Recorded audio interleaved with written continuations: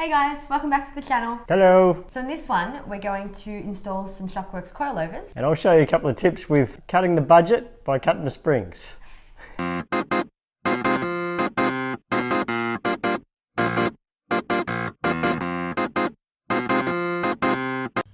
that you're making a little bit more power, it's probably exaggerating some of the entertaining handling characteristics. These things are normally a bit of a performance upgrade, but in this case, it's definitely more of a safety thing in our case. Let's get to it. So first job to put the coilovers in is obviously jack the car up, but because the car's so low at the front, I can't fit the trolley jack under there. So every time I've got to do it, I've got to roll it up on a couple of blocks of wood to fit the trolley jack under. But hang around at the end where we reveal the next mod, because hopefully that makes it a little bit easier to get the front wheels off.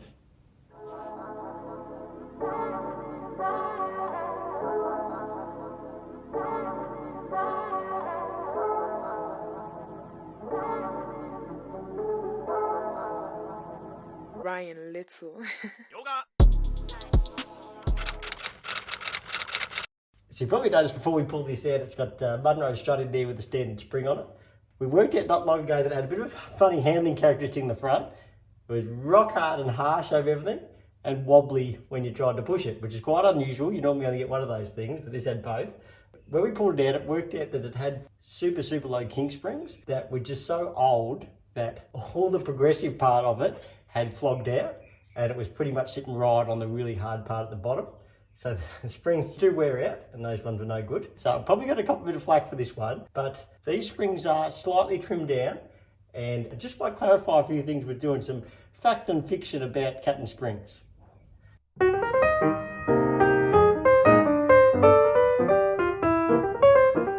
Cutting springs.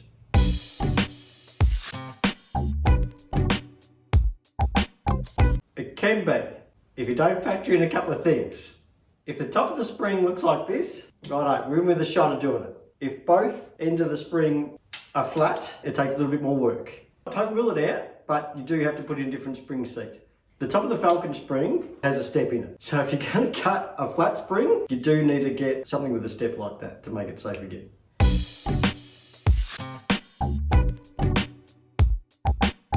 Each spring is designed to have a certain amount of preload on it to react properly. In this instance, the Munro strut is designed for a slightly shorter spring. So with the standard spring cut down just a smidge, it still had an appropriate amount of preload on it to be safe. If you're using a standard length shock, just beware that you still need a bit of preload on that spring, so it might not be the way to go.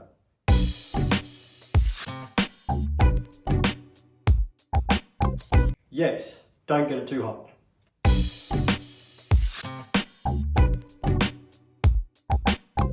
Yes, if that's a 10 kilogram per millimeter spring, if that was 10 kilograms, goes down a millimeter with that on it.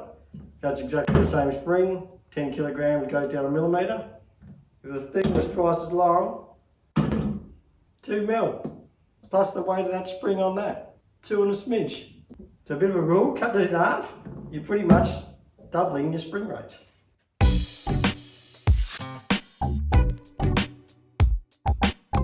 Now I'm still waiting for an exception for this rule, but every time I've done it, it's always worked out. So it's a bit of a golden rule. 1 off the spring is 2 off the car. You measure your free length. In that case, it's just a little bit over 32 centimeters. And if I wanted to drop the car 40 mil, I cut 20 mil off the spring. Might not sound like much. That was 20 mil off the total length. And pretty much when I put it in the car, it was bang on 40 mil drop. So I've done a couple of times down, and every time it's pretty much worked. So you get the free length of the spring, cut off half the amount that you want to lower the car. You might let me know if it's not right, but every time I've done it, it's been pretty much bang on.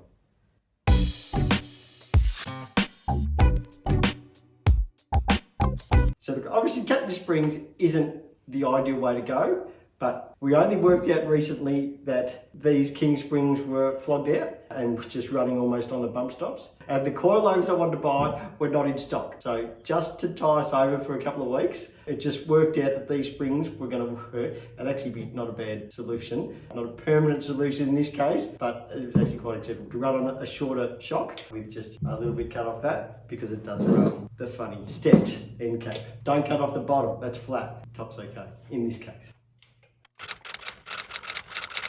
If you're following along with us, you probably noticed that we had a bit of trouble getting power to the big fuel pump, the Walbro 525 fuel pump. So this is a separate circuit that we've made just with a circuit breaker there, 50 amp. We've run 8 gauge wire to a relay there, just hiding under there, I can show you that. And then back to the tank. We are doing another separate video on all the electrics. So I've mounted that on that catch tank there. That will have to be removed as well, or just tip forward, and we'll tip the catch tank forward to get access to the top of the struts.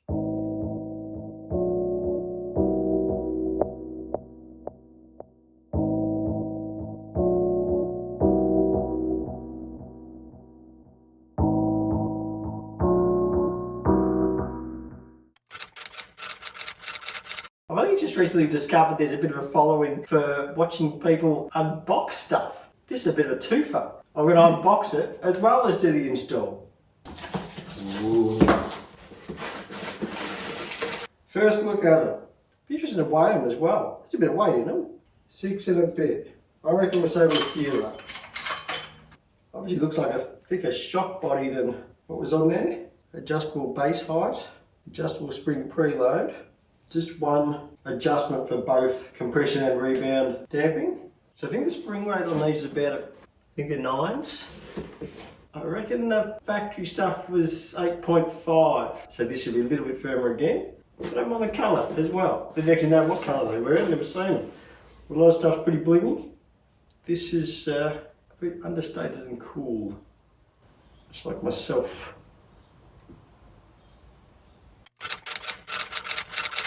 So we're going to take a couple of measurements and see where we're starting from. I'll measure the spring length, how it is delivered, and then I'll take all the preload out of it and see what the free length is. Give us a bit of a base setting to start with. We'll write some numbers down and get into it.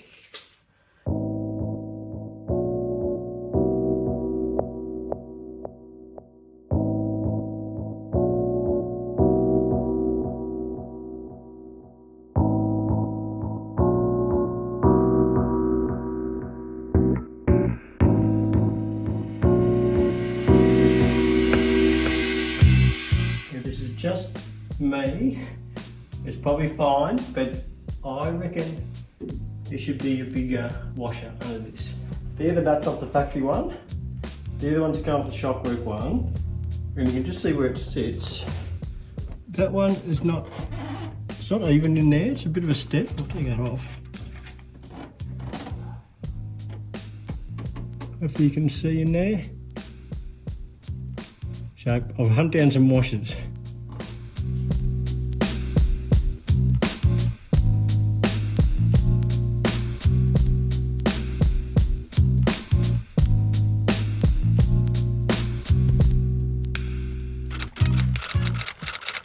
That's the first test fit. It's sitting a little bit low.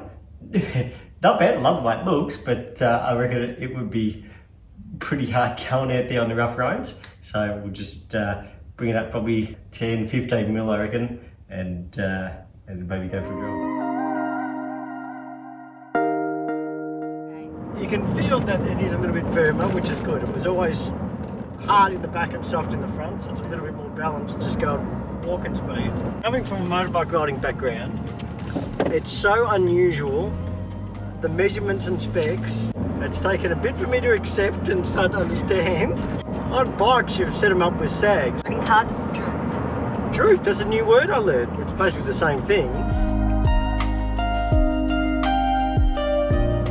Pro, cheap, some adjustment, easy to install. They look cool. They saved a kilo each, so I saved 2 kilos of unsprung weight. Company was really forthcoming with their time. Yes, yeah, Australian mob, yep, awesome.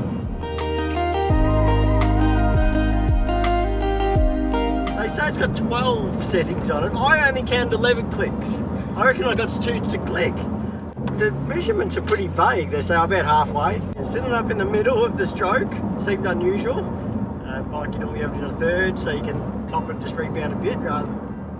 But the thing that confuses me, they're saying preload on the spring in a car makes no difference. I understood what they were saying. Because it's a linear rate spring that might take 9 kilos to go a millimetre, no matter how much preload we put on that, it's still taking 9 kilos to go a millimetre. Fair enough, I understand that. This thing's not actually unweighting past that. Possibly. Over a big bump, maybe? I Like a thought giant so. I bump? thought it would make a big difference.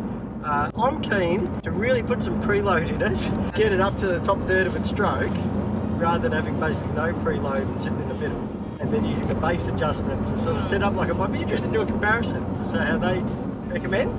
And I think with counterfeit drive, if it had too much adjustment, you'd never be happy. Look, it would be nice to have separate rebound and compression adjustment. A bit like fighting with one hand tied behind your back. Whereas before I had no adjustment, so that's It's definitely improvement. fighting with no hands. That's just throwing headbutts. That's just running for your face. At least we got one hand now.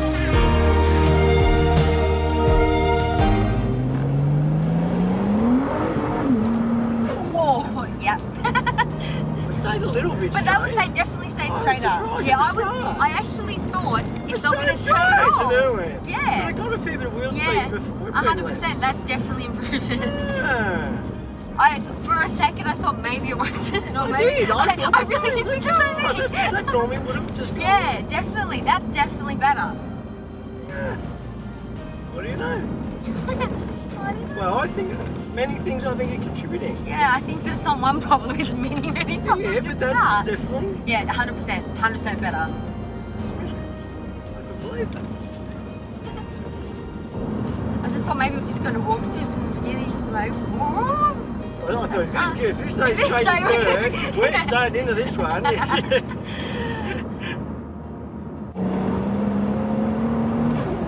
Still bobbled there. Yeah, but better. It's definitely hanging on Yeah, better. it's definitely hanging on much It better. hasn't eliminated every problem. No. But no, you can definitely tell big improvement. Chuck it in there a bit. That's nice. Oh, you feel grip? Oh, Yeah, that's new grip. that's way better. Oh, we've got new grip. That is, oh, sorry. That's good. It is good, isn't it? That is so much better. Oh, grippy. Far out. I can't believe how much better that is. That's it. I know, that's so much better.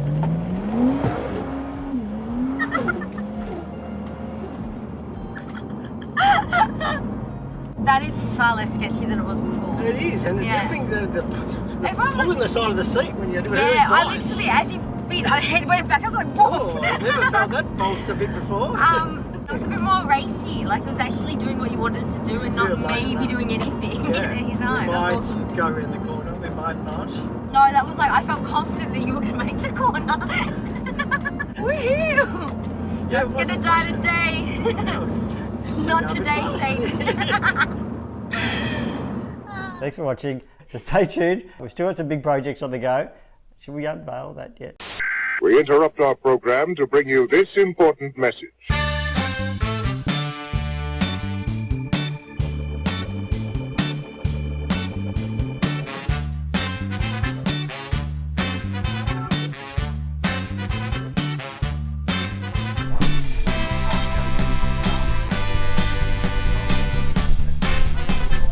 Why don't you get air jacks?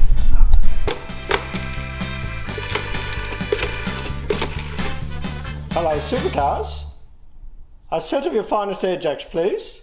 Right, so we've picked up a set of second-hand air jacks out of a race car. By no means is it a kit, so we've got to fab up some mounts, put them in there, and we're doing a little bit different because we're going to have a gas bottle in the car running through some lines, through some switches to be able to launch the car up in the air whenever we want.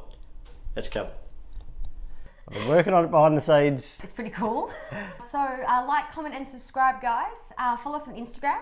If you like Holdens, Fords, Australia, you're patriotic, follow us. There's nothing more Australian than the freaking Barra. Yeah, even the Holdens use an LS, which is a Yankee thing. Yeah. Thanks for watching, guys. Bye. When I spin that wheel, you can hear it like a. I can hear it now. It's like It's a bell when you turn it. Yeah. Stop doing that.